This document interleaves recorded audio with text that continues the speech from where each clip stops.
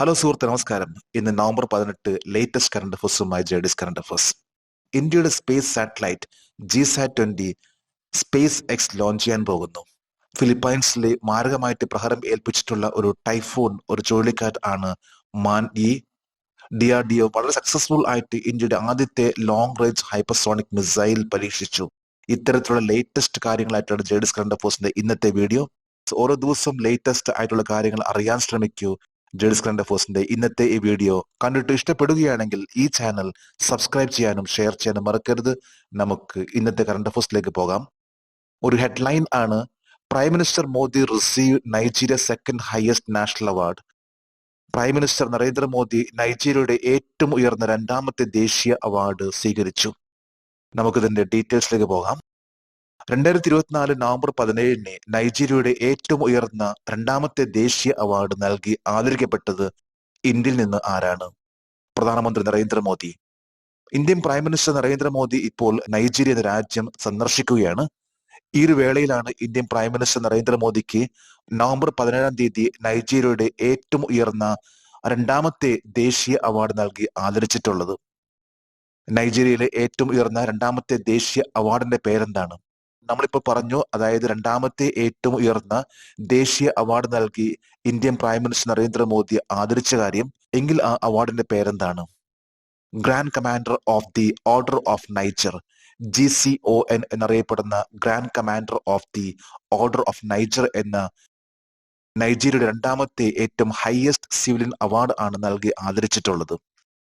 നരേന്ദ്രമോദിക്ക് മുമ്പ് നൈജീരിയയുടെ grand commander of the order of Niger GCON ലഭിച്ച ഏക വിദേശ പ്രമുഖന്റെ പേര് എലിസബത്ത് രാജ്ഞി. ഇപ്പൊ എലിസബത്ത് രാജ്ഞി കഴിഞ്ഞാൽ രണ്ടാമത്തെ ഒരു വ്യക്തിയാണ് ഒരു ഫോറിൻ നാഷണൽ നൈജീരിയയിൽ അല്ലാത്ത ഒരു സിറ്റിസൺ നൽകി ആദരിക്കുന്നത്. അത് ഇന്ത്യൻ പ്രൈം മിനിസ്റ്റർ നരേന്ദ്രമോദിയാണ്. ഇന്ത്യൻ പ്രൈം മിനിസ്റ്റർ നരേന്ദ്രമോദിയാണ് രണ്ടാമത്തെ ഒരു വ്യക്തി grand commander of the order of Niger ലഭിക്കുന്ന വ്യക്തി. എലിസബത്ത് രാജ്ഞി നൈജീരിയയുടെ രണ്ടാമത്തെ ഉയർന്ന ബഹുമതിയായ grand commander of order of Niger ഏറ്റുവാങ്ങിയ വർഷം 1969. 1969 ശേഷം ഇപ്പൊ രണ്ടാമത്തെ ഒരു വ്യക്തിയാണ് ഇത്തരത്തിലുള്ള ഒരു അവാർഡ് നേടുന്നത്.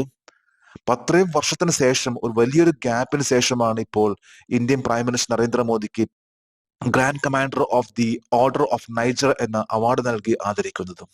2024 നവംബർ 17 പ്രധാനമന്ത്രി നരേന്ദ്രമോദിക്ക് നൈജീരിയയുടെ രണ്ടാമത്തെ ഉയർന്ന ബഹുമതിയായ grand commander of the order of Niger നൽകിയത് ആരാണ്? President Bola Ahmed Tinubu. നൈജീരിയയുടെ ഇപ്പോഴത്തെ പ്രസിഡന്റ് ആണ് പ്രസിഡന്റ് ബോല അഹമ്മദ് ടിനുബു. ഇദ്ദേഹമാണ് ഇന്ത്യൻ പ്രൈം മിനിസ്റ്റർ നരേന്ദ്രമോദിക്ക് ഈ ഒരു അവാർഡ് നൽകി ആദരിച്ചിട്ടുള്ളത്. നൈജീരിയയെ കുറിച്ച് പറയുകയാണെങ്കിൽ നൈജീരിയയുടെ തലസ്ഥാനമാണ് അബൂജ. പ്രസിഡന്റ് നേരത്തെ പറഞ്ഞ ബോല അഹമ്മദ് ടിനുബു. അവിടുത്തെ കറൻസിയാണ് നൈജീരിയൻ നൈറ. ഇന്ന് ആഫ്രിക്കയിലെ ഏറ്റവും വലിയ മുസ്ലിം ജനസംഖ്യയുള്ള രാജ്യങ്ങൾ ഒന്നാണ് നൈജീരിയ. നൈജീരിയയിൽ ജനസംഖ്യയുടെ 52% മുസ്ലിംസ് ആണ്. അപ്പൊ ആഫ്രിക്കൻ കൺട്രിയിലെ one of the largest Muslim population in Africa, that is in Nigeria. മറ്റൊരു ന്യൂസ് ഹെഡിംഗ് ആണ്: Denmark Victoria Kjaer Theilvig wins Miss Universe 2024. 2024 Miss Universe കിരീടം ഡെൻമാർക്കിന്റെ വിക്ടോറിയ ജെയർ തേൽവിക്കിന് ലഭിച്ചു. ഇതൊരു ന്യൂസ് ഹെഡിംഗ് ആണ്. നമുക്ക് ഇതിന്റെ ഡീറ്റെയിൽസിലേക്ക് പോകാം. 2024 മിസ് യൂണിവേഴ്സ് കിരീടം നേടിയ ഡെൻമാർക്കിൽ നിന്നുള്ള ആരാണ്? Victoria Kjaer Theilvig. ഏതൊരു പെൺകുട്ടിയും, പ്രത്യേകിച്ച് ബ്യൂട്ടി കോൺടെസ്റ്റിൽ പങ്കെടുക്കുന്ന ഒരു പെൺകുട്ടിയുടെ സ്വപ്നമായിരിക്കാം മിസ് യൂണിവേഴ്സ് അല്ലെങ്കിൽ മിസ് വേൾഡ് എന്നിവയെല്ലാം. ഇവിടെ ഈ പ്രാവശ്യം മിസ് യൂണിവേഴ്സ് എന്ന കിരീടം കരസ്ഥമാക്കിയിട്ടുള്ളത് ഡെൻമാർക്കിലെ വിക്ടോറിയ കേജർ തേൽവിക് ആണ്. മിസ് യൂണിവേഴ്സ് 2024 മത്സരത്തിന്റെ 73-ാം പതിപ്പ് ഏത് നഗരത്തിലാണ് നടന്നത്? Mexico city. മെക്സിക്കോ സിറ്റി എന്ന നഗരം, ഈ നഗരത്തിലാണ് 2024 മിസ് യൂണിവേഴ്സ് എന്ന ആ ഒരു കോമ്പറ്റീഷൻ നടന്നിട്ടുള്ളത്. ഇത് 73-ാമത്തെ ഒരു കോമ്പറ്റീഷൻ ആയിരുന്നു മെക്സിക്കോ സിറ്റിയിൽ നടന്നിട്ടുള്ള മിസ് യൂണിവേഴ്സ് 2024 എന്നൊരു കോമ്പറ്റീഷൻ. 2024 വിശ്വസുന്ദരി പട്ടം വിക്ടോറിയ ജെയർ തേൽവിക്കിന് സമ്മാനിച്ചത് ആരാണ്? നിക്കോറഗിലെ ഷെയ്നിസ് പലാസിയോസ്.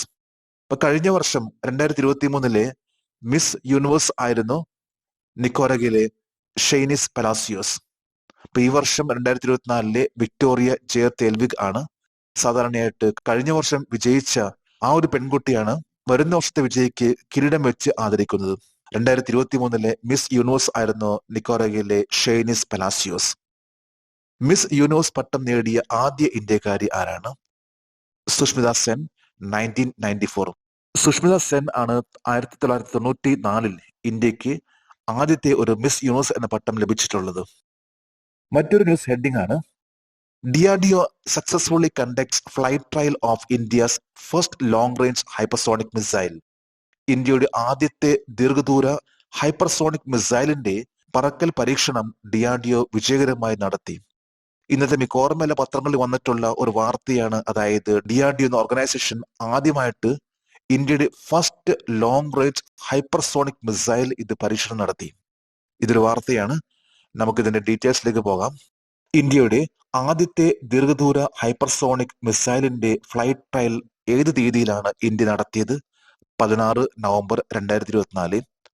അതായത് കഴിഞ്ഞ ശനിയാഴ്ച വൈകുന്നേരം ഇരുട്ടിന് ശേഷമാണ് ഈ ഒരു പരീക്ഷണം നടത്തിയിട്ടുള്ളത്. അതായത് ഇന്ത്യയുടെ ആദ്യത്തെ ദീർഘദൂര ഹൈപ്പർസോണിക് മിസൈലിന്റെ ആദ്യത്തെ ഫസ്റ്റ് ട്രയൽ. ഇത് വളരെ വിജയകരമായി നടത്തിയിട്ടുള്ള ഒരു ടെസ്റ്റ് ആയിരുന്നു. DRDO ഇന്ത്യയുടെ ആദ്യത്തെ ദീർഘദൂര ഹൈപ്പർസോണിക് മിസൈൽ ഏത് ശ്രേണിയിലാണ് നടത്തിയത്? Integrated test range doctor APJ Abdul Kalam ദ്വീപ്. ITR എന്നാൽ ഇന്റഗ്രേറ്റഡ് ടെസ്റ്റ് റേഞ്ച്. ഇത് ഡോക്ടർ APJ അബ്ദുൽ കലാം ഐലൻഡിൽ ഉള്ള ഒരു ടെസ്റ്റ് റേഞ്ച് ആണ്. മിക്കവാറും എല്ലാ മിസൈൽസിന്റെയും അല്ലെങ്കിൽ തന്നെ പറയുന്ന സ്പേസ് ബന്ധപ്പെട്ട പ്രോഗ്രാംസ് നടക്കുന്ന ഒരു റേഞ്ച് ആണ് ഇന്റഗ്രേറ്റഡ് ടെസ്റ്റ് റേഞ്ച് ITR. ഇത് ഒഡീഷയിലാണ്. പുതുതായി പരീക്ഷിച്ച ഇന്ത്യയുടെ ആദ്യത്തെ ദീർഘദൂര ഹൈപ്പർസോണിക് മിസൈലിന്റെ പരിധി എത്രയാണ്? 1500 കിലോമീറ്ററും. ഒരു സാധാരണ മിസൈൽ അല്ല, 1500 കിലോമീറ്റർ വരെ പറക്കാൻ സാധിക്കുന്ന ഒരു മിസൈൽ ആണ് ലേറ്റസ്റ്റ് ആയിട്ടുള്ള ഇന്ത്യയുടെ ഈ ഒരു മിസൈൽ. അതായത് ഇന്ത്യയുടെ the first long range hypersonic missile. ഇതിന്റെ റേഞ്ച് ആണ് 1500 കിലോമീറ്റർ. ഡിസൈൻ ചെയ്തിട്ടുള്ളത് doctor APJ Abdul Kalam missile complex, Hyderabad. ഇന്ത്യയുടെ ആദ്യത്തെ ദീർഘദൂര ഹൈപ്പർസോണിക് മിസൈൽ രൂപകൽപ്പന ചെയ്ത് വികസിപ്പിച്ചെടുത്ത DRDOയുടെ ഏത് ലാബോറട്ടറിയാണ്? Doctor APJ Abdul Kalam missile complex, Hyderabad. India ആദ്യമായിട്ട് വിക്ഷേപിച്ചിട്ടുള്ള ഹൈപ്പർസോണിക് മിസൈൽ ഇത് ഡിസൈൻ ചെയ്തിട്ടുള്ളതും ഡെവലപ്പ് ചെയ്തിട്ടുള്ളതും DRDOയുടെ ലാബോറട്ടറി ആയിട്ടുള്ള doctor APJ Abdul Kalam missile കോംപ്ലക്സിലാണ്. ഇത് ഹൈദരാബാദിലാണ്. DRDOക്ക് നിരവധി ലാബോറട്ടറീസ് ആണുള്ളത്. ഓരോ ലാബോറട്ടറിയും ഓരോന്നിനുമായിട്ടുള്ള പ്രത്യേകതയുള്ള ലാബോറട്ടറീസ് ആണ്. ഇത് ഡിസൈൻ ചെയ്തിട്ടുള്ളതും ഡെവലപ്പ് ചെയ്തിട്ടുള്ളതും DRDOയുടെ ലാബോറട്ടറി ആയിട്ടുള്ള doctor APJ Abdul Kalam missile കോംപ്ലക്സിലാണ്. ഇത് ഹൈദരാബാദിലാണ്. ഒരു ന്യൂസ് ഹെഡിംഗ് ആണ് film maker Ashutosh Gowariker appointed chairperson of IFFI 2024 international jury. ചലച്ചിത്ര നിർമ്മാതാവ് അസുതോഷ് ഗുവാരിക്കർ IFFI 2024 അന്താരാഷ്ട്ര ജൂറിയുടെ ചെയർപേഴ്സണായി. ഏതൊരു ഫിലിം ഫെയർ അല്ലെങ്കിൽ ഫിലിം കോമ്പറ്റീഷനിൽ ഉണ്ടാകുന്ന വളരെ പ്രധാനപ്പെട്ട ഒരു വ്യക്തിയാണ് ചെയർപേഴ്സൺ ഓഫ് ജൂറി. ജൂറിയുടെ ചെയർപേഴ്സൺ ആവുക എന്ന് പറയുമ്പോൾ അത്രയും കഴിവുള്ള വ്യക്തിയാണ് ജൂറി ചെയർപേഴ്സൺ ആവുക. ഇപ്പൊ നമുക്ക് ഇതിന്റെ ലേറ്റസ്റ്റ് ആയിട്ടുള്ള ഈ ഒരു കറണ്ട് അഫയേഴ്സിലെ ഡീറ്റെയിൽസിലേക്ക് പോകാം.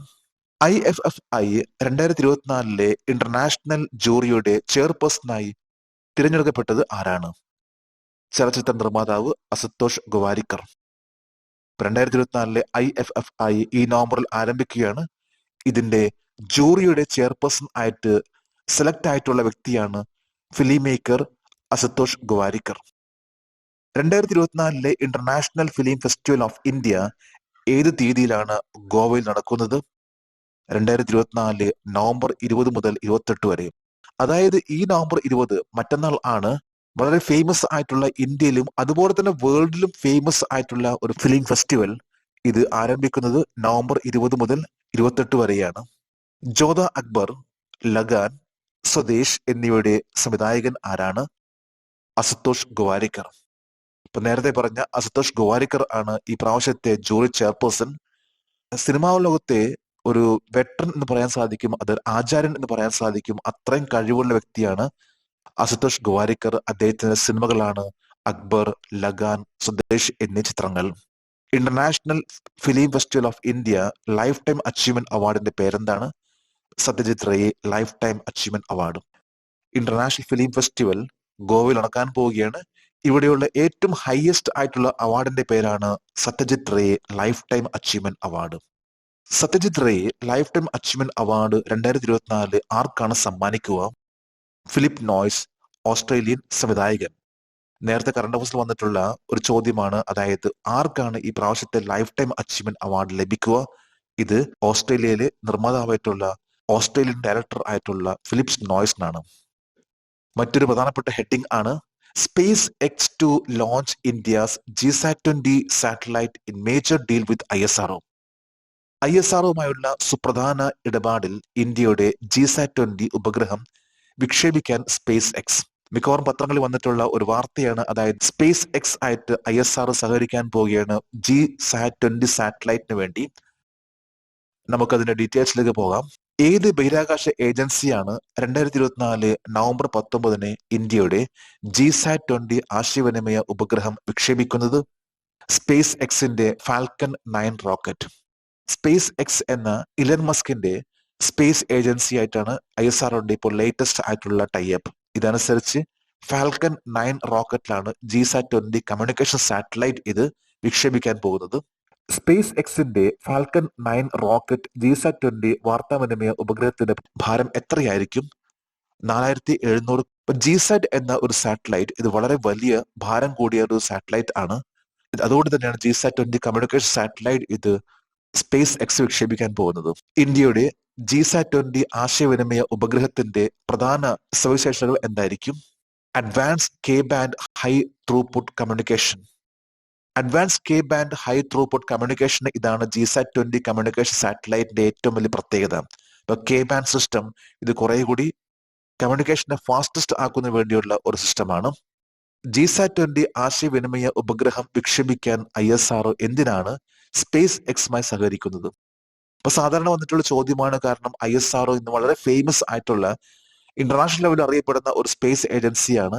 പക്ഷെ എന്തുകൊണ്ട് GSAT-20 എന്ന് പറയുന്ന ഇന്ത്യയുടെ ഈ ഒരു സാറ്റലൈറ്റ് ഒരു വിദേശ ഏജൻസിയുമായി സഹകരിച്ച് അത് ലോഞ്ച് ചെയ്യാൻ പോകുന്നത്?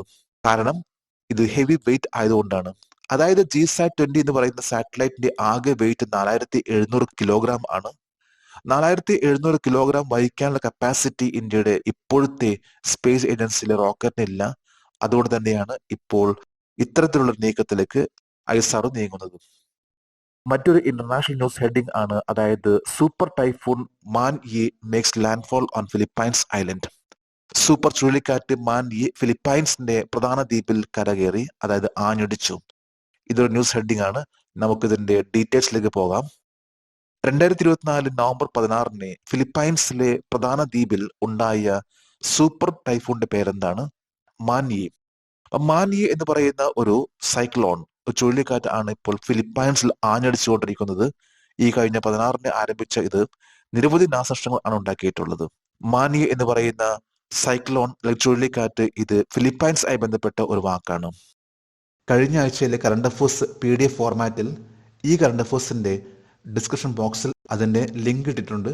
താല്പര്യമുള്ളവർക്ക് കഴിഞ്ഞ ആഴ്ചത്തെ കറണ്ട് അഫയേഴ്സിന്റെ എല്ലാ ചോദ്യങ്ങളും ഉത്തരങ്ങളും ഡൗൺലോഡ് ചെയ്യാം.